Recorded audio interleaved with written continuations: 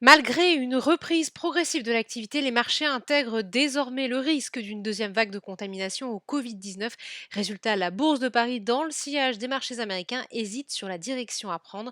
Finalement, le CAC 40 abandonne 0,39% vers les 4472 points. Dans l'actualité des valeurs, une nouvelle séquence de publications trimestrielles s'est ouverte hier. Engie recule ainsi de 4,30% et accuse la deuxième plus forte baisse du CAC 40. Le groupe est pénalisé par la crise sanitaire et par des températures supérieures aux normales saisonnières en Europe. Au premier trimestre, le résultat opérationnel d'Engie s'est établi à 1,9 milliard d'euros, en repli de 6,6% en données publiées et de 2,1% sur une base organique. Les investisseurs sanctionnent aussi le flottement en matière de gouvernance. Le fabricant franco-italien de semi-conducteurs STMicro est quant à lui en tête de l'indice CAC 40 plus 3,90%.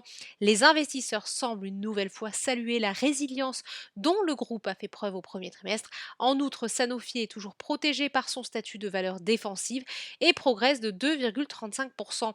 Sur le SBF 120, le constructeur ferroviaire Alstom affiche une hausse de 6,85%. Le groupe publie des résultats financiers en progression pour son exercice décalé 2019-2020 et conforme à ses objectifs.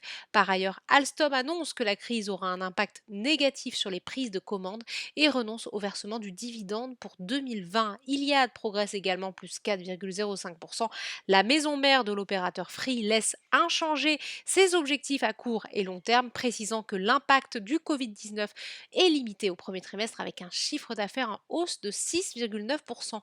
A l'inverse, le parapétrolier CGG est pénalisé après l'annonce d'un vaste plan d'économie et de réduction de ses investissements. Le titre perd 12,40%. Enfin, on termine par la dégringolade de Genfit, moins 65%, après l'échec de son projet phare.